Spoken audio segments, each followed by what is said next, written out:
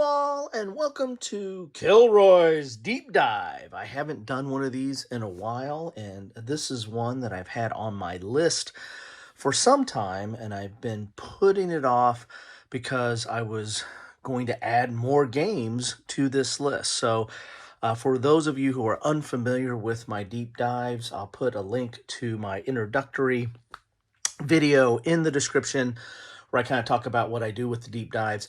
This one's a little bit of a different deep dive. Normally I work my way from like the highest scale or from a strategic level down to the tactical level, kind of getting more detail and more granular as I go. This one is all strategic level. So this is all strategic level World War I games. However, I'm going to kind of go down the list from probably the more abstract or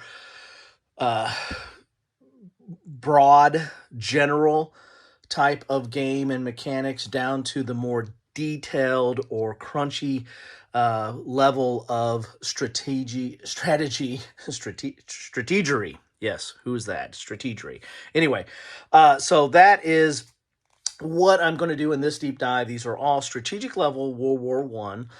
So this also kind of qualifies as an exploration. I've done a lot of strategic level genres like Napoleonic and Civil War and the like. So this is fits into that. But I'm going to try to do it in a deep dive manner, meaning starting at the most general and abstract or broad or vague down to the more detailed and simulation type value of these type of games. So one of the rules on my deep dives as well is that I only use games that I have, own, and have played. And so that's why this list is limited to this right now. I've played other ones, but I might not own them. So I played other World War I strategic games. And I was going to add to this list. There's a few Compass games. I've got a couple Compass games in here.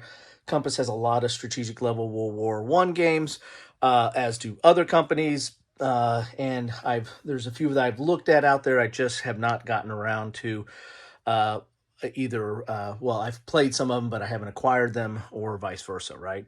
And so, well, actually, not vice versa, because if I don't own them, then they're not on this table.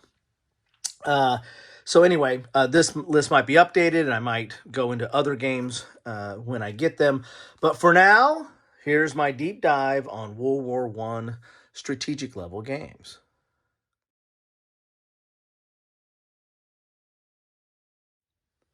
First up is diplomacy. Now you're saying, Kilroy, this isn't about World War I. This is the lead up to World War I.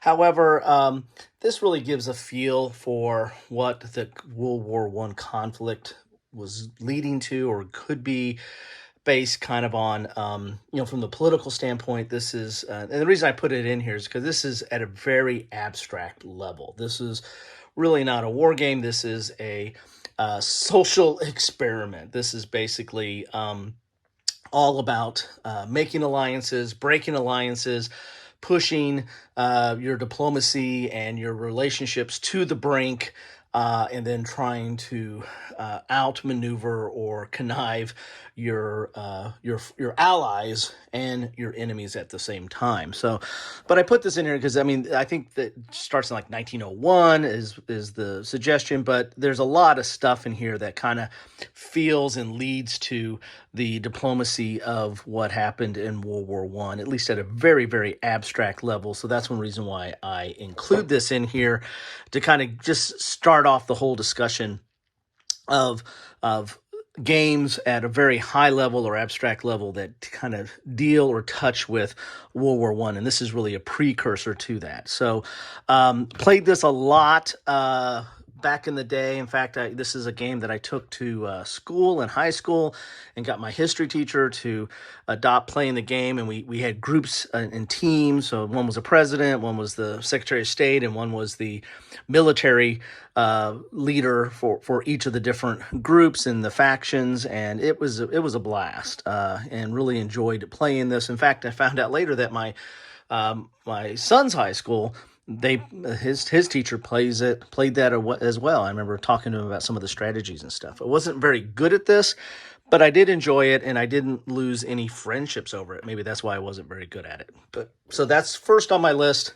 Uh, Kind of more of a honorable mention, but I'm starting off here with diplomacy.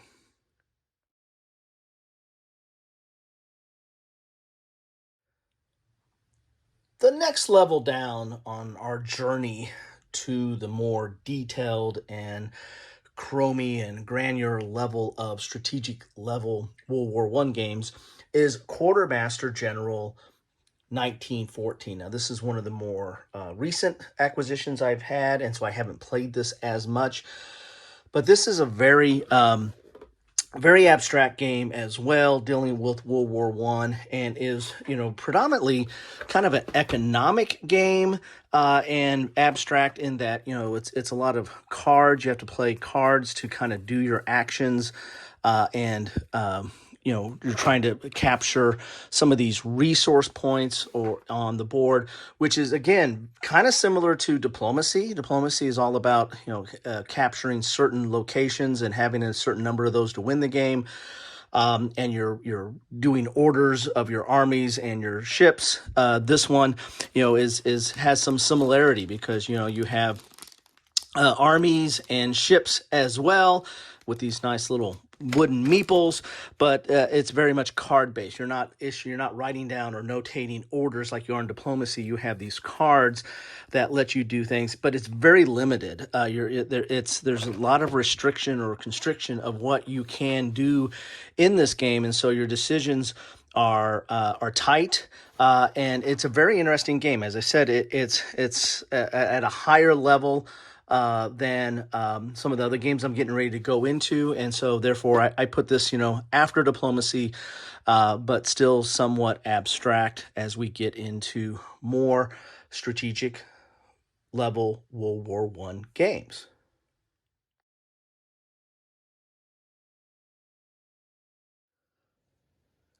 The next level down is Kaiser Krieg, The Great War 1914 to 1918, a solitaire board war game by R. Ben Madison and published by White Dog Games.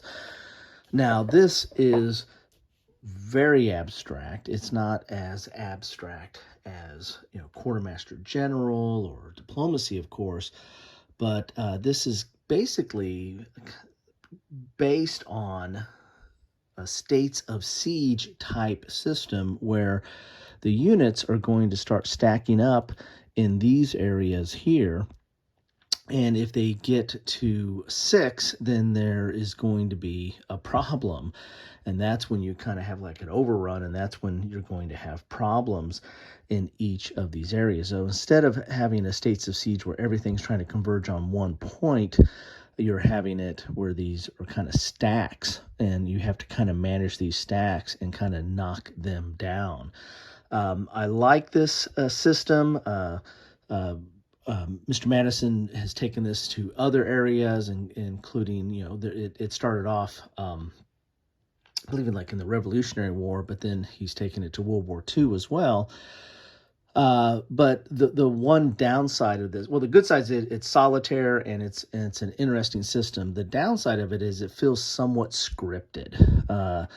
The events as they take place, there's both events on the turn. This is a chit pool, and so you're going to have things that happen from the chit pool. But it's in order to recreate the history. It feels like it's a little bit on a rail at times. Now, things don't necessarily happen in exactly the same order that they happen in history, but sometimes they kind of do with some of the events that come up there. And then you also have special events that come up as well that is kind of done on a random basis based on the rolling a die and adding the turn number to it. But in any event, interesting system. It's solitaire. I like that. But it takes a little bit of time to play, and you don't have as much agency because I feel like the game kind of plays you at times as the events come out. But anyway, that is the next on our deep dive as we get more granular and more detailed on our strategic World War One games.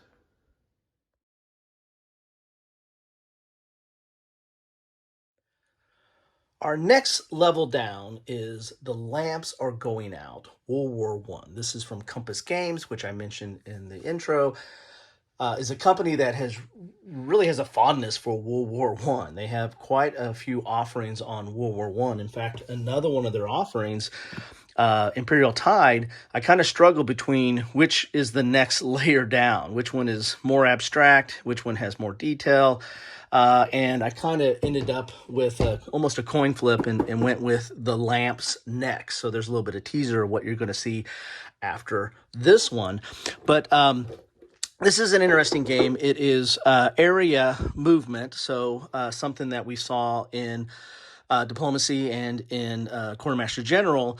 You've got areas in which you're going to be moving your troops and counters and the like in there, but you also have a card play as well. Now, this is I think this is the first edition, and this is the second edition, or the reprint has a mounted map and has, I think, some nicer components than this one. I end up picking this one used at my friendly local gaming store, and I'll put a link to all my previous videos on any of these games in the description down below. But I like this game. I find it very interesting. It has cards as well. You have cards for the unique factions, and those cards, kind of move gameplay forward. It's not as much of a card-driven game as it is a card-assisted game in that regard. But there's technology cards, so you can kind of develop technology. Of course, tanks and the like as you go through this. But you have event cards that affect each of the different factions and that come into play and kind of move the narrative forward as well. Again, we're getting a little bit more detail now, and there's actual numbers on the. Let's see a unit here. Get a chance to see some of the units here that you get in the game there. There you go. There's an example unit right there. You're getting a little bit more detail now, but again, this is somewhat of an abstract level of World War One. But the thing I also like about this, you actually have East Africa covered in here. And a little bit of the Middle East as well, but this is predominantly a European World War One game, which a lot of the World War One games do cover that, or they'll come out with expansions to cover some of these other off theaters. But anyway, so that's next on my list, and that is The Lamps Are Going Out.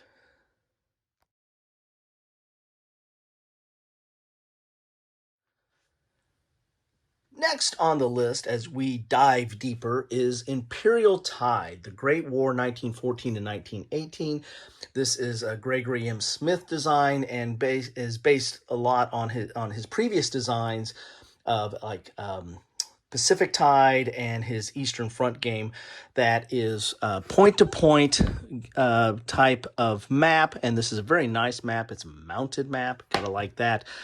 And the units are basically represented kind of by strength points. You just have single numbers in there, but there's also card play involved, and the cards kind of move the action forward as you are, trying to take over certain areas on the map in a point-to-point type fashion. And so we're getting a little bit more detail now, but still very abstract. And one of the reasons why I like this game is because of the solitaire. There's a solitaire 8 here, and you can play this solitaire very easily. And the cards kind of help in that as well. So this is the next on the list. We're starting to get a little bit more detail. And this is kind of a taste of things to come, because the next game you're going to see is going to have a map that looks kind of similar to this. Can you guess which one that might be? Well, let's just get to it.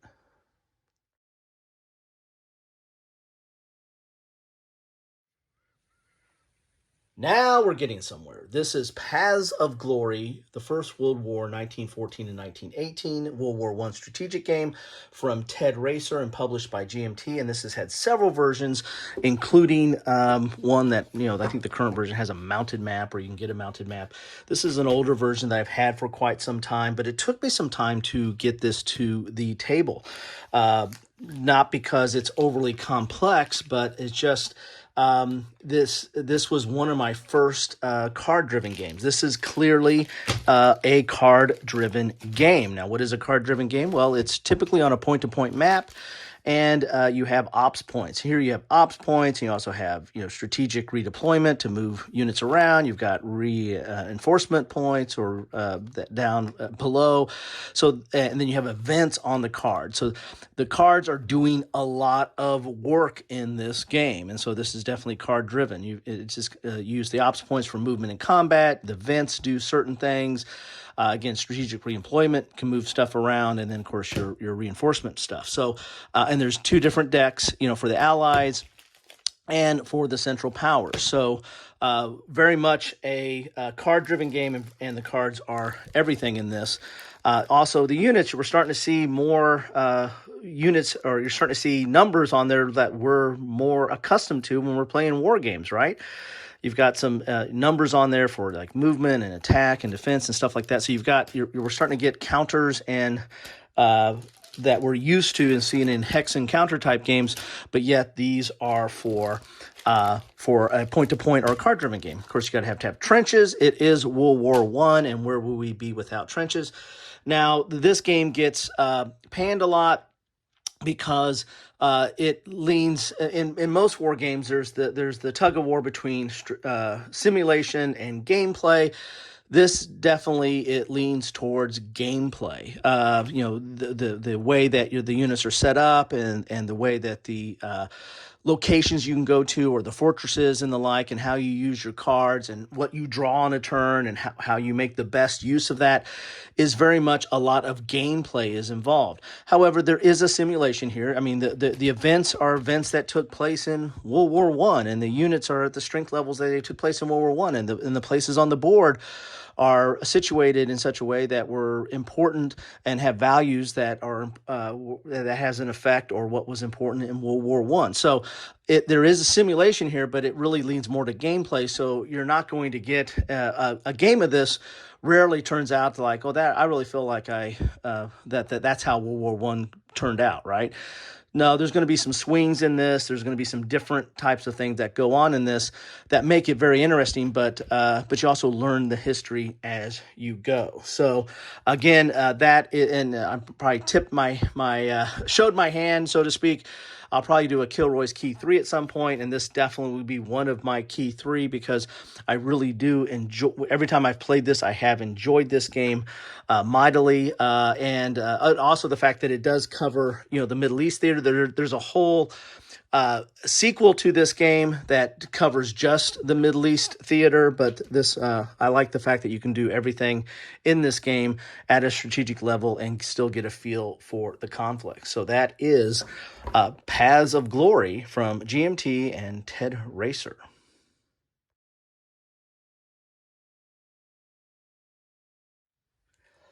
Finally, we're looking at a hex map with World War I, 1914 to 1918. This is a SPI game from 1975. I picked this up within the last few years from my friendly local gaming store that it was bagged, and so I keep it in one of my clear envelopes with the counters and the like. But what we're looking at here is a little bit more traditional type war game. It is set at a strategic level, but kind of an interesting orientation of the map, where Italy is here, then you've got France over here, and then Germany and Russia here. So kind of an interesting, and then Greece, of course, down here.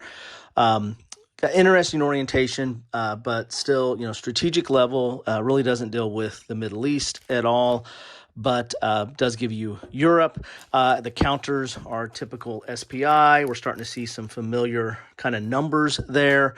However, the combat system is different. There's like these combat resource points that you're doled out by turn, and that kind of determines how much action or reinforcements or combat you can do.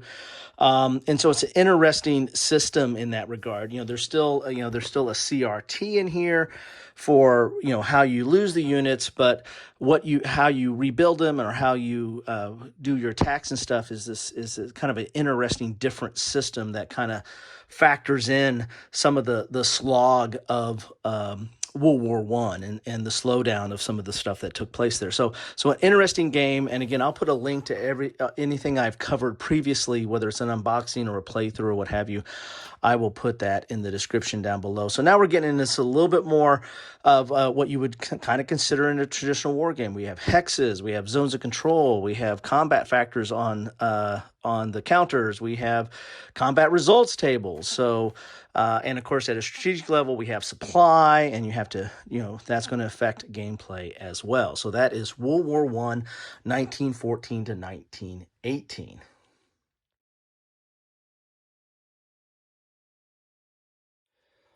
Finally, last but not least, the Guns of August. Yes, this is the Avalon Hill game. This is my oldest World War I game and the game I've played the most because I've had it the longest. Again, this is Avalon Hill, so look at that. We got mounted map boards. We have hexes. We have counters that have attack and strength and movement factors. Look at that. This looks at, and I put all my counters. Last time I played this, I didn't sort it out into little baggies, so I put it in a big bag. But, I've had this game for quite a long time. And a lot of people kind of pan this game because it is somewhat tedious. The Western Front bogs down very quickly into trench warfare.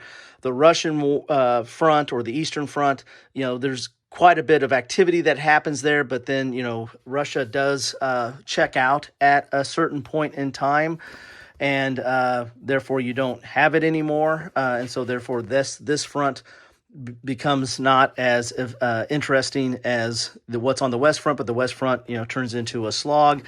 There's different scenario setups that you can do here. I mean, look at all this. Look at these player aids here. Doesn't this just reek of 1970s, early 1980s board games? So, yeah, this is Guns of August. And why do I like this game? Well, again, as we're doing the deep dive, this is the most granular level. I mean, we've got all the different attack factors on the counters. We've got, hexes, we've got rail, we've got key fortresses or key points that we're trying to attack. You've got some politics in here, at least the historical aspect of Russia, being knocked out of the war. I like it because, it's slow, it's tedious, and attacks are devastating. And guess what? That's World War One. So I actually feel like that experience of this, although might not be fun, it's not as fun as Paths of Glory as far as, coming up with interesting strategies or combination with your cards and the gameplay. But I do feel like you get a feel for frustration of World War One in this game. And so not a lot of action at times. It can be kind of drudgery. I mean, who wants to play a game that is about drudgery? Well, World War I was a slog, okay? It wasn't blitzkrieg. It wasn't, fast attacks and great sweeps of flanking maneuvers and strategy, strategic brilliance. There was a lot of just good old-fashioned line up troops and be afraid to attack because you thought you were going to lose everything. So anyway, that's an aspect I like about this because I feel it gives a perspective of World War I that I feel is kind of true or honest in some respects. Now, some people hate it and don't think it's a great game, but I don't know. I still go back to this from time to time. Again, I haven't been back to it for a while, but I still go back to this from time to time and set it up, and which takes forever, and then slog through it. This is one that will stay on the table longer than Thanksgiving, and so you'll need to clear it at some point. But anyway, so that's my final game on my journey of doing the deep dive of World War I strategic level games, and that is Guns of August from Avalon Hill.